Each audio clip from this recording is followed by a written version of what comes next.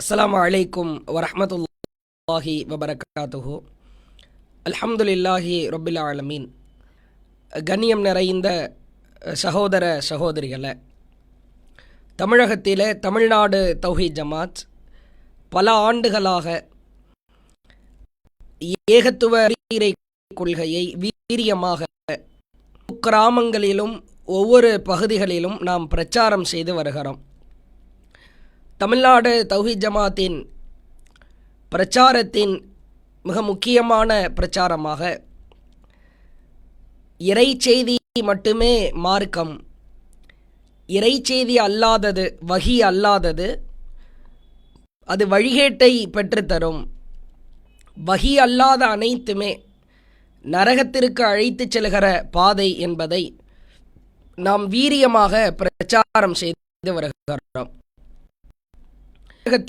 வழிகட்ட நவீன சலஃப் கொள்கையை சார்ந்த ஒரு சிலர் மக்களுக்கு மத்தியிலே குழப்பம் ஏற்படுத்துகிற கொள்கை கோட்பாடுகளை மக்களுக்கு மத்தியிலே விதைத்து வருவதை பார்க்கிறோம். அவர்களின் கொள்கை எதிரான இருப்பதையும் நம்மால் உணர்ந்து கொள்ள முடிகிறது. நபித்தோழர்களை பின்பற்ற வேண்டும், நபித்தோழர்கள் காலகட்டத்திற்கு பிறகு வாழ்ந்த நல்லவர்கள் ஒன்று சேர்ந்து இமாம்கள், அறிஞர்கள், தாபியீன்கள், தபா தாபியீன்கள் ஒன்று சேர்ந்து ஒரு கருத்தை சொல்லிவிட்டால் அதனை ஏற்க வேண்டும் என்கிற வஹிக்கு நேர் எதிரான வழிகட்ட கொள்கையை பிரச்சாரம் செய்வதை பார்க்கிறோம். நாம் தமிழகத்தில் இந்த வழிகட்ட நவீன சலஃப் கொள்கையினருக்கு எதிராக அவர்களின் கொள்கை குழப்பங்களை தோலுரித்து காட்டும் விதமாக பல்வேறு இடங்களில் ஏகத்துவ பிரச்சாரத்தை வீரியமாக ஆணித்தனமாக செய்து வருகிறோம். அந்த வகையில் கடந்த 7ஆம் தேதி அன்று 7/2/2025 வெள்ளிக்கிழமை அன்று காரைக்காலிலே மாவட்ட நிர்வாகத்தின் சார்பாக காரைக்கால் பகுதியில் இஸ்லாம் ஒரு எளிய மார்க்கம், முஸ்லிம்களுக்கான நேரடி கேள்வி பதில் நிகழ்ச்சி ஒன்றை ஏற்பாடு செய்திருந்தோம். அந்த நிகழ்ச்சிக்கு இந்த வழிகட்ட நவீன சலஃப் கொள்கையினரை சார்ந்த ஒரு சிலர் வந்து கலந்து கொண்டார்கள். அங்கே நாம் என்ன பதில் சொன்னோமோ, குர்ஆன் ஹதீஸுக்கு உட்பட்டு அல்லாஹ்வின் வார்த்தையையும் நபிகளாரின் கூற்றையும் எவ்வளவு வீரியமாக ஆணித்தனமாக பதிலாய் சொன்னோமோ அவைகளையெல்லாம் மறைத்துவிட்டு நாம் சில கருத்துக்களை அவதூறு பிரச்சாரங்கள் செய்து மக்களுக்கு மத்தியிலே குளிர் காய்வதை பார்க்கிறோம். சபையிலே என்ன பதில் சொல்லப்பட்டதோ, என்ன கேள்விகள் கேட்கப்பட்டு அதற்கான தகுந்த பதில் சொல்லப்பட்டதோ அவற்றையெல்லாம் மூடி மறைத்துவிட்டு சம்பந்தமில்லாத, நாம் சொல்லாத விஷயங்களை எல்லாம் சொன்னதாய் அவதூறு பிரச்சாரம் செய்கிற ஒரு அவல நிலையை பார்க்கிறோம். அல்லாஹ் திருமறை குர்ஆனில் யூதர்களின் சிந்தனை குறித்து சொல்கிறான். அல்லாஹுவின் தூதர் யூதர்களிடத்திலே இஸ்லாத்தை எடுத்துரைக்கிறார்கள். அப்பொழுது அவர்கள் சொன்னார்களாம், நீங்கள் எங்களை பொருந்தி கொள்ள வேண்டும், நாங்கள் சொல்லுகிற கருத்து, நீங்கள் சொல்லுகிற கருத்தை நாங்கள் ஏற்க வேண்டுமானால் எங்களுக்கு தகுந்தாறு போன்று நீங்கள் கருத்துக்களை சொல்ல வேண்டும் என்று யூதர்கள் விரும்பியதாய் அல்லாஹ் குர்ஆனிலே சொல்கிறான். யூத சிந்தனை, நயவஞ்சக சிந்தனை எவ்வளவு கீழ்த்தனமான சிந்தனையாக இருக்குமோ அதுபோன்ற ஒரு சிந்தனை தான் இன்றைய நவீன வழிகட்ட சலஃப் கொள்கையை சார்ந்தவர்களிடத்தில் இருக்கிறதோ என்கிற சந்தேகம் ஏற்படுகிறது. ஏனென்றால் அவர்கள்தான் திரித்து கூறுவார்கள், அவதூறு பிரச்சாரத்தை செய்வார்கள். அல்லாஹ் திருக்குர்ஆனிலே சொல்கிறான், வலன் தர்தா அன்கல் யஹூது வலன் நஸாரா ஹத்தா தத்தபிஅ மில்லத்தஹும். யூதர்களும் கிறிஸ்தவர்களும் நீங்கள் அவர்களுடைய மார்க்கத்தை பின்பற்றுகிற வரை உம்மை அவர்கள் பொருந்தி கொள்ளவே மாட்டார்கள். சொல்லிவிட அல்லாஹ் சொல்கிறான், தெளிவாய் சொல்லிவிடு, குல் இன்ன ஹுதல்லாஹி ஹுவல் ஹுதா, நேர்வழி என்பது அது அல்லாஹுவின் வழிதான். அல்லாஹ் எதை நேர்வழி என்று காட்டியிருக்கிறானோ அதுதான் உண்மையான நேர்வழி. இனி தபஅத அஹ்வாஹும் பஅதல்லதி ஜாஅக மினல் இல்ம், தெளிவான ஞானம் வந்ததற்கு பிறகு அவர்களின் மனோ இச்சையை நீங்கள் பின்பற்றினால் மாலக்க மினல்லாஹி மின் வலியும் வலா நசீர், உங்களுக்கு பாதுகாப்பாளரோ உதவியாளரோ இருக்கவே மாட்டார் என்று அல்லாஹ் எச்சரிக்கிறான். யூத சிந்தனை, நயவஞ்சக சிந்தனை, இது போன்ற குரூர சிந்தனையாய் இருக்கும். ஒரு கருத்தை எடுத்து சொல்வோம், நீங்கள் எங்களுக்கு தகுந்தார் போன்று பதில் சொல்லி இருக்க வேண்டும், சொல்லாத இப்படித்தான் பதில் சொன்னீர்கள் என்று திசை திருப்புவது, அவதூறு பிரச்சாரம் செய்வது, இது நயவஞ்சக சிந்தனை என்பதை நாம் புரிந்து கொள்ள வேண்டும். இப்போ கேள்வி கேட்கப்பட்ட சபையில் என்ன பதில் சொல்லப்பட்டதோ அதை எடுத்து கூறுவது நியாயமானது, அதை பரப்புவது சரியானது. அது அல்லாத மற்றவற்றை அவதூறு பிரச்சாரமாய் பரப்புவது, இவர்களை எந்த பட்டியலில் எடுத்துக்கொள்வது என்கிற சந்தேகம் நிலவுகிறது. இவர்களிடத்தில் கொள்கையில் ஒரு தெளிவில்லை. இவர்கள் அறிஞர்கள் பலர் பலவிதமான கருத்துக்களை சொல்லி மக்களை கொள்கையில் வழிகெடுக்கிறார்கள். இவர்கள் அறிஞர்களை நம்புகிற மக்கள், கேள்வி கேட்க வருபவர்கள் கூட என்ன பதிலாய் சொல்லப்பட்டதோ அதை எடுத்து சொல்வதை விட்டுவிட்டு, எப்படி இவர்களின் அறிஞர்கள் கொள்கை தெளிவற்றவர்களாய் பயணிக்கிறார்களோ நாங்களும் தெளிவில்லாதவர்களாகத்தான் இருப்போம் என்று பறைசாற்றுகிற வகையில்தான் இவர்களின் அவதூறு பிரச்சாரங்கள் இருப்பதை நம்மால் பார்க்க முடிகிறது. அதே போன்று நீங்கள் பாருங்கள், அவதூறு பிரச்சாரத்தின் உட்பட்ட காரைக்கால் நிகழ்ச்சியில் நாம் எடுத்து சொன்னதாய் அவதூறு பரப்புகிறார்கள். தௌஹீத் ஜமாத் ஏற்கனவே குர்ஆனுக்கு முரண் என்று எந்த செய்தியை எல்லாம் அவர்கள் மறுத்தார்களோ அப்படிப்பட்ட அனைத்து செய்திகளையும் மீளாய்வு செய்ய போகிறோம். இப்படி யார் சொன்னது? இப்படி சொன்னதற்கு ஆதாரம் இருக்கிறதா? குர்ஆனுக்கு எதிராக இனிமேல் ஹதீது வரவே வராது, இனிமேல் நாங்கள் ஹதீஸை மறுக்கவே மாட்டோம் என்று சொன்னதாய் அவதூறு பிரச்சாரம் செய்கிறார்கள். கொஞ்சமேனும் அறிவு இருக்கிறதா? அட, ஒரு ஹதீஸு நபிகளாரின் பெயரிலே வருகிற பொழுது அது குர்ஆனின் வசனத்திற்கு எதிராக இருக்கிறது. அடிப்படையான வாதங்களுக்கு, நபிகளாரின் வாழ்க்கைக்கு எதிராக இருக்கிறது. இது எப்படி ஹதீஸாக மாறும்? இது ஹதீஸ்களை உசூலிலே உள்ள ஒரு விதிதானே. இனிமேல் நாங்கள் ஹதீஸ்கள் என்ற பெயரில் இருக்கிற குர்ஆனுக்கு மாற்றமான கருத்துக்களை நாங்கள் மறுக்கவே மாட்டோம் என்று சொன்னதாய் அவதூறு பிரச்சாரத்தை சுமத்துகிறார்கள். இவர்கள் எந்த அளவிற்கு செல்கிறார்கள் என்பதை பாருங்கள். அதே போன்று நிகழ்ச்சிக்கு இந்த வழிகட்ட கூட்டத்தை சார்ந்தவர்கள் வந்திருந்தார்கள். கண்ணியமான முறையில் அவர்களை அணுகினோம். எந்த விதமான சலசலப்பும் இல்லாமல், மற்றவர்களுக்கெல்லாம் ஒரு வாய்ப்பு என்று சொன்னால் திரும்ப திரும்ப வாய்ப்பு கொடுக்கப்பட்டது. அமைதியான முறையில் பதிலளித்தோம்.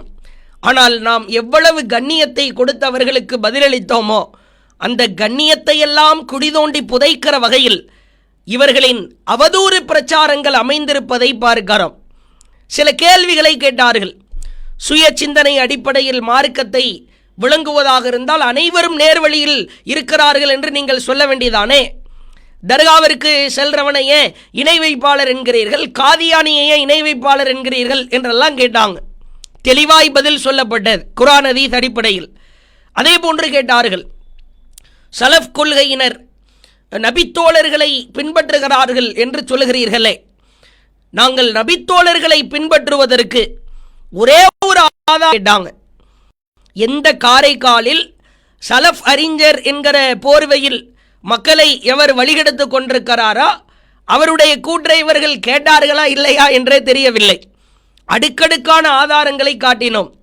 பெருநாள் தொழுகை ஒருவருக்கு விடுபட்டு விட்டால் 2 ரக்காத்து தொழுதால் போதுமானது, குர்ஆனில் இல்லை, ஹதீஸில் இல்லை, அனஸ் ரலியல்லாஹு அவர்களின் கூற்றாக இருக்கிறது என்று நபித்தோழர்களின் கூற்றை ஏற்கிறீர்களே, இஜ்மா என்கிறீர்களே என்றெல்லாம் எடுத்து சொன்னோம். வாய் மூடி மௌனியாய் இருந்தார்கள். பிறகு சூனியம் குறித்து கேட்டார்கள். சூனியம் குறித்து தெளிவாய் உரைக்கப்பட்டது. லா இஃப்லிஹு ஸாஹிரு ஹைஸு அத்தா, விளக்கம் சொல்லுங்கள். சூனியக்காரன் எப்படி வந்தாலும் ஜெயிக்க மாட்டான், குர்ஆனிலே இருக்கிறது. லபீத் பின் அய்ஸம் என்கிற சூனியக்காரன் ஜெயித்ததாய் வருகிறதே, வெற்றி பெற்றதாய் வருகிறதே, தெளிவாய் சொன்னோம். சூனிய நம்பிக்கை இணை வைப்பு தான். இணை வைப்பு கொள்கையில் இருக்கிறீர்கள் என்று சொன்னோமே, வாய்மூடி மௌனமாக தான் இருந்தீங்க. அந்த சூனியம் பதில் சொல்லப்பட்டதற்கு பிறகு திரும்ப சில கேள்விகளை கேட்டீர்கள், பொருந்தாத கேள்விகள். அவைகள் அத்துணையும் அடித்து நொறுக்கி பதில் சொல்லப்பட்டதா இல்லையா? அதே மாதிரி முத்தவாத்திர் என்றால் என்ன அப்படின்னு கேட்டாங்க, பதில் சொன்னோம். எவர் கேள்வி கேட்டாரோ அவரிடத்திலே கேட்டோம், சரியான்னு. சரிதான் அப்படின்னார். ஆனால் நேர்முறைனா சமூக வலைதளத்திலே அவதூறு பிரச்சாரம் செய்வதை பார்க்கிறோம். இத்தனைக்கு பதில் சொன்னோம்ல, நபித்தோழர்களை நாங்கள் பின்பற்றுகிறோம் என்பதற்கு ஒரு ஆதாரத்தை காட்டுங்கன்னு கேட்டீங்களே, அடுக்கடுக்கா பல ஆதாரத்தை காட்டினோமே. நாம் சொன்ன பதில எல்லாம் நீங்கள் ஏற்றுக்கிட்டீங்களா? குரான் ஹதீஸை உட்பட்டு குரான் ஹதீஸிலே உள்ள தெளிவான ஆதாரத்தை எடுத்து சொல்லி ஒவ்வொன்றுக்கும் பதில் சொல்லப்பட்டது. அப்போ அதையெல்லாம் நீங்கள் அவதூறு பிரச்சாரம் செய்கிற பொழுது இவர்கள் சொன்ன இந்த கருத்தை எல்லாம் ஏற்கிறோம் என்று சொல்ல வேண்டும் தானே? சூனியம் சம்பந்தமாய் மிக தெளிவாய் சொன்னோம். நீங்கள் சொல்லுகிற கருத்துக்கள் எல்லாம் சூனியத்திற்கு என்று சம்பந்தம் இல்லாமல் கேட்கிற கேள்வி எல்லாம் பொருந்தவே பொருந்தாது என்று சிறு குழந்தைக்கு புரிகிற வகையில் எடுத்து சொன்னோம். நாங்கள் எடுத்து சொன்ன அந்த பதில்களை எல்லாம் ஏற்றுக்கொண்டீர்களா? இந்த வரிசையில் தான் கண்ணேறு சம்பந்தமான கேள்விகளை கேட்டார்கள். இதில் தான் ஏராளமான அவதூறு பிரச்சாரத்தை அள்ளிவிடுவதை பார்க்கிறோம். முதலிலே புரிந்து கொள்ளுங்கள், கண்ணேறு குறித்து ஜமாத்தினுடைய நிலைப்பாடு எதுவும் மாற்றப்பட்டது என்று அந்த சபையிலே நாம் சொன்னோமா? ஏன் இவ்வளவு பெரிய ஒரு நச்சுக்கருத்தை அவதூறு பிரச்சாரமாய் மக்களுக்கு மத்தியில் குழப்பத்தை ஏற்படுத்த வேண்டும்? தெளிவாய் சொன்னேன். புரியவில்லை என்று சொன்னால் திரும்ப திரும்ப கேட்பதற்கு வாய்ப்பு கொடுக்கப்பட்டது. தாராளமாய் கேட்டிருக்கலாம். கண்ணேறு சம்பந்தமாய் தெளிவாய் சொன்னேன். அல் ஐன் என்கிற வார்த்தையை ஒமின் ஷர்ரி ஹாசிதின் இதா ஹசத், பொறாமைக்காரன் பொறாமை கொள்ளும் போது ஏற்படுகிற தீங்கு என்கிற பொருள்பட அதை அர்த்தம் வைக்க முடியுமா? ஏன்னா அல்ல ஐன் என்று புகாரியில் நீங்க எடுத்து பார்த்தீங்கன்னா கண் திருஷ்டின்னு மொழிபெயர்த்திருப்பாங்க. இது ரஹ்மத் அறக்கட்டளை மொழிபெயர்த்தது. அல்ல ஐனு ஹக்குன், கண்ணேறு உண்மை. இது இவங்களா மொழிபெயர்த்தது. நாம நமது அறிவுக்குட்பட்டு பலதரப்பட்ட ஹதீஸ் புத்தகங்கள், இமாம்களுடைய ஆய்வுகள், அவங்க இந்த வார்த்தைக்கு வேற மாற்று வார்த்தை விளக்கம் கொடுத்திருக்கிறாங்களான்னு தேடி பார்த்த வகையில் பொறாமை கொள்ளுதல் என்கிற விளக்கம் அதில் இருப்பதாகவும் சில விஷயங்கள் இருக்கிறது. அதை ஆய்வு செய்து கொண்டுதான் இருக்கிறோம். அல்ல ஐன் என்பதற்கு இன்னும் கூடுதலா ஒரு வார்த்தையை கவனிச்சுக்கங்க. அதனால எல்லா செய்திகளும் ஏற்க முடிந்த அளவில் இருக்கிறதா என்று கேட்டால் இல்லை. ஏற்க முடிந்த அளவில் இருக்கிறதா என்று கேட்டால் இல்லை. பலவிதமான கருத்துக்கள், வார்த்தைகள் பதிவு செய்யப்பட்டிருந்தாலும் அனைத்து செய்திகளும் ஏற்க முடிந்த அளவிற்கு இல்லை. அனைத்து செய்திகளும் ஏற்க முடிந்த அளவிற்கு இல்லை. அதனால எல்லா செய்திகளும் ஏற்க முடிந்த அளவில் இருக்கிறதா என்று கேட்டால் இல்லை. இவ்வளவு தெளிவாய் சொன்னதற்கு பிறகு உங்களால் எப்படி அவதூறு பிரச்சாரத்தை கிளப்ப முடியும்? கண்ணேறு குறித்து ஜமாத்தினுடைய நிலைப்பாடு மாறிவிட்டது என்று சொன்னோமா? கண் என்பது பார்ப்பதற்காகத்தான், பிறரை வீழ்த்துவதற்காக அல்ல. இது அடிப்படை வசனத்திற்கு, இஸ்லாத்திற்கு முரணாயிருக்கிறது என்பதை அழுத்தம் திருத்தமாய் சொன்னோம். அதே போன்று பாருங்கள், சில செய்திகளை நாம் மேற்கோள் காட்டினோம். சஹில் ஆமீர் என்கிற இருவர் இருந்தார்களாம். சஹில் இப்னு ஹுனைஃப் அவர்களை ஆமீர் பார்த்து விட்டாராம். அவர் குளித்து கொண்டிருக்கிற பொழுது ஆமீர் சஹில் இப்னு ஹுனைஃபை பார்த்துட்டாங்களாம். உடனே அவருக்கு ஒரு மாதிரி உடம்பெல்லாம் பாதிப்பு ஏற்பட்டு மயக்கமுறுகிற நிலைக்கு தள்ளப்பட்டு கடுமையான காய்ச்சல் வந்ததாம். அல்லாஹ்வுடைய தூதர் ஆமீர்கிட்ட சொன்னாங்களாம், நீ ஒளி செய்த அந்த தண்ணீரை சஹிலிடத்தில் கொடு, அவர் அதை தான் மேலே மேனியில் ஊற்றிக்கொள்ளட்டும். விரிவாக வருகிறது. இந்த செய்தியை எடுத்து சொல்லி தெளிவாய் சொன்னோம். இது நேர் முரணா இல்லையா? அதே போன்று கண்ணேறு பாதிக்கப்பட்டவர் குளித்துக்கொள்ள சொல்லப்பட்டால் குளித்துக் கொள்ளுங்கள், அவ்வாறு குளிக்கிற பொழுது தண்ணீர் நிறம் மாறும் என்கிற செய்தி வருகிறது. இதுவெல்லாம் நேர் முரணா இருக்கிறது என்று மிக தெளிவாக எடுத்து சொன்னோம். சொன்ன உண்மையை எல்லாம் மறைத்து விட்டு சொல்லாத கருத்துக்களை எடுத்துச் சொல்கிறார்கள் என்றால் இவர்களுடைய நிலை எந்த அளவிற்கு வழிகட்ட கொள்கையை மக்களிடத்திலே பரப்புவதற்கு எவ்வளவு வெறிகுண்டு திரிகிறார்கள் என்பதற்கு இதுவெல்லாம் சான்று.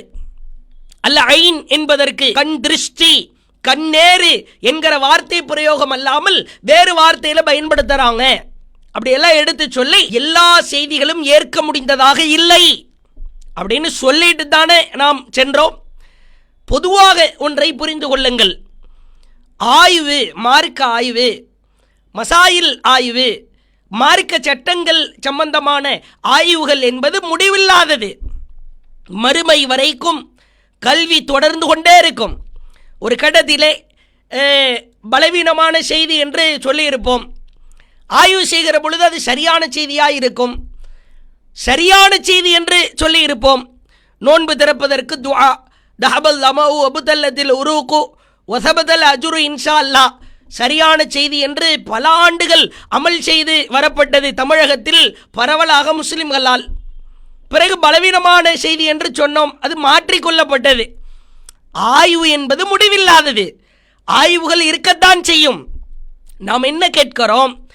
கண்ணேறு சம்பந்தமாய் ஜமாத்து தன்னுடைய கருத்தை மாற்றிக்கொண்டது என்று அந்த இடத்தில் சொல்லப்பட்டதா?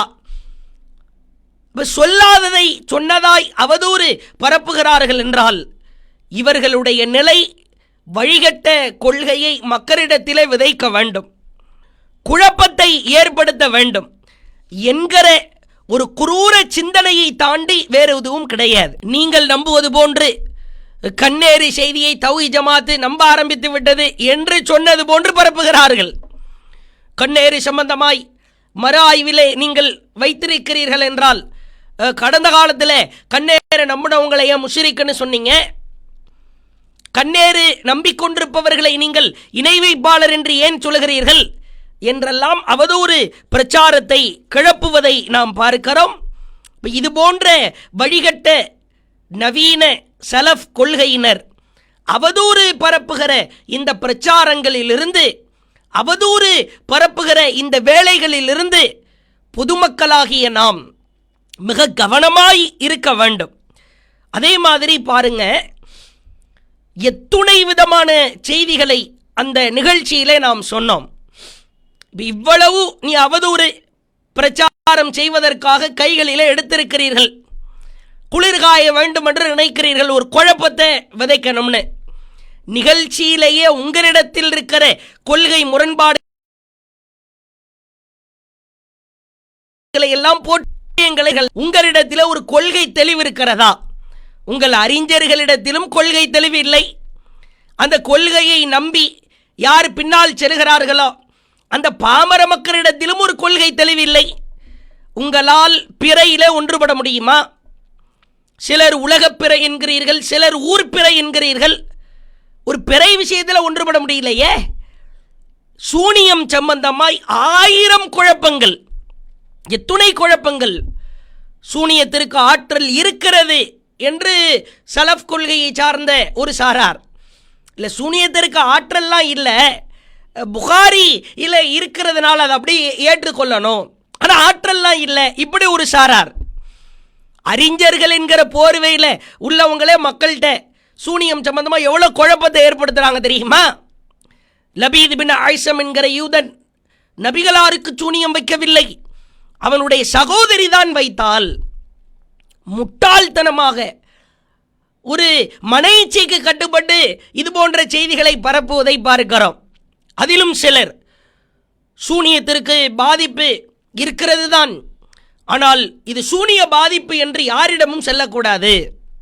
ஒரு விஷயத்தில் எவ்வளோ குழப்பம்னு பாருங்க.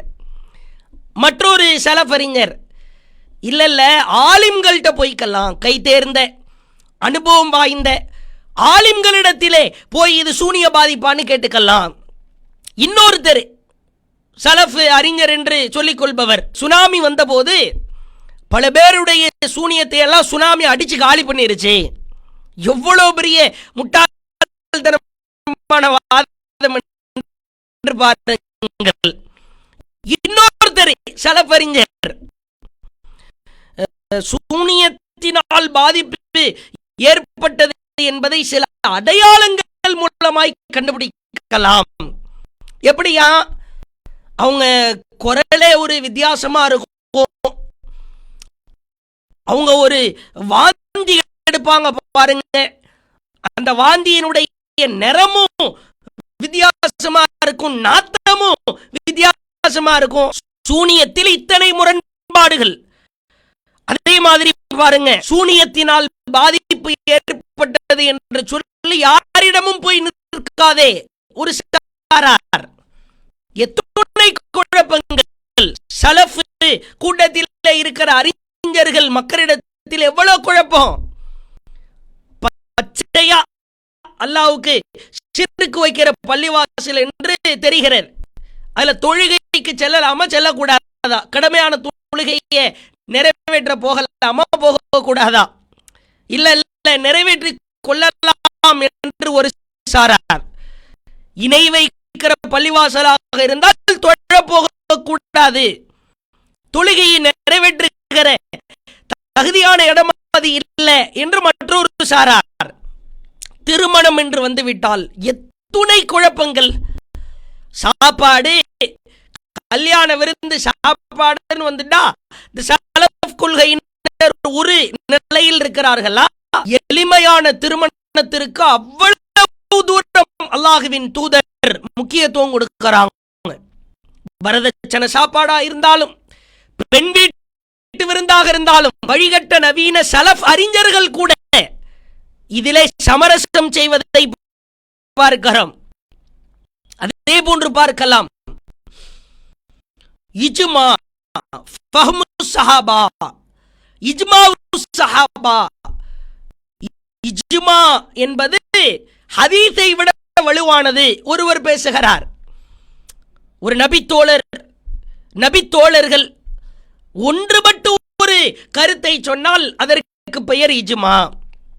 இஜ்மா ஹதீஸை விட வலுவானது. மற்றொருவர் சொல்லுகிறார், இஜ்மால ஒரு சில இது ஏற்றுக்கொள்ளலாம், இஜ்மாவில் கருத்து வேறுபாடு இருக்கிறது. மற்றொரு சலஃப் அறிஞர், இஜ்மா தான் மார்க்க ஆதாரம் அப்படின்னு மக்களிடத்திலே சொல்ல முன் வருபவர்கள், இஜ்மாவிலே கருத்து வேறுபாடு இருக்கிறது என்று சொல்லித் திரிவதையும் பார்க்கிறோம்.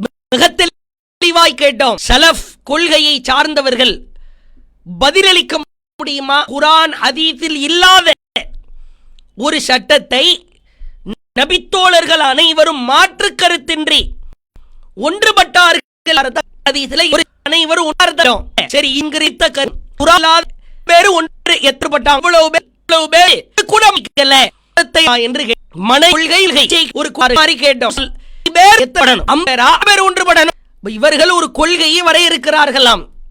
குர்ஆனில் இருந்தோ ஹதீஸில் இருந்த ஆதாரத்தை கேட்டால் அதற்கு சொல்வதற்கு, எடுத்து சொல்வதற்கு வழி இல்லை. இவர்களுக்குள்ளாகவே இவ்வளவு கொள்கை முரண்பாடுகளும் மோசமான வடிகட்ட கொள்கைகளும் நிலவிக் கொண்டிருக்கிற பொழுது, அப்பாவி மக்களை சொல்லாத நடக்காத நிகழ்வுகளை எல்லாம், சொல்லாத விஷயங்களை எல்லாம் சொன்ன மாதிரியும் நடந்த மாதிரியும் கலகத்தை ஏற்படுத்துவது, கலகம் என்பது கொலையை விட மேலானது. நீங்கள் முதலில் ஒன்றுபடுங்கள், உங்கள் கொள்கை அறிஞர்களுக்கு மத்தியிலே ஒன்றுபடுங்கள், உங்களுடைய கொள்கையில ஒரு தெளிவை ஏற்படுத்த முற்படுங்கள், ஒரு கொள்கையிலே ஒரு கோட்டிலே வாருங்கள். 1000 பேர் 1000 கருத்தை சொல்லிக்கொண்டு திரிகிற பொழுது மக்களுக்கு மத்தியிலே இதைத்தான் வழிகட்ட நவீன சலஃப் கொள்கை என்கிறோம். இந்த சலஃபிகள், சலஃப் கொள்கையை சார்ந்தவர்கள் இதுபோன்று அவதூறு பிரச்சாரங்களை மக்களுக்கு மத்தியிலே எடுத்து சொல்லி தௌஹீது ஜமாத்து சொல்லுகிற கொள்கையையும் அந்த கொள்கையை நம்புகிற மக்களையும் எப்படியாவது மூளை செலவை செய்துவிடலாம், இவர்களுக்கு மத்தியிலே குழப்பத்தை ஏற்படுத்தி கலகத்தை கட்டவிழ்த்து விடலாம் என்கிற ஒரு பகல் கனவிலே குளிர் காய்ந்து கொண்டிருக்கிறார்கள். அந்த கனவு ஒருபோதும் பழிக்காது. ஏகத்துவத்திலே நேர்வழியிலே பயணிக்கிற நாங்கள், எங்கள் மக்கள் மிக தெளிவாய் உங்கள் கொள்கையை தோலுரித்துக் கொண்டிருப்பதை நாம் பார்க்கிறோம். அல்லாஹ் திருக்குரானில் தெளிவாய் சொல்கிறான். அற்புதமான வசனத்தை பார்க்கிறோம். பல் நக்திஃபு பில் ஹக்கி அலல் பாத்தில். உண்மையை பொய்யின் மீது நாம் வீசுகிறோம். ஃபயத்மகுஹு ஃபைதா ஹுவ ஸாஹிக். அந்த உண்மை, அந்த பொய்யை, அவதூறை, அந்த வழிகட்ட விஷயத்தை சுக்குநூறாய் உடைத்து நொறுக்கும் என்று அல்லாஹ் தெளிவாய் சொல்கிறான். இது போன்ற வழிகட்ட நவீன சலஃபி கொள்கையிலிருந்தும் அந்த கொள்கையை சார்ந்த குழப்பவாதிகளிடமிருந்தும் அவதூறு பரப்புகிற இந்த அவதூறு பிரச்சாரகர்கள், அவதூறு பேர் வழிகளிடமிருந்தும் அல்லாஹ் நம் அனைவரையும் காப்பாற்றி நேரான பாதையிலே செலுத்துவானாக என்று கேட்டு முடித்துக் கொள்கிறேன். அஸ்ஸலாமு அலைக்கும் வரஹ்மத்துல்லாஹி வபரகாத்துஹு.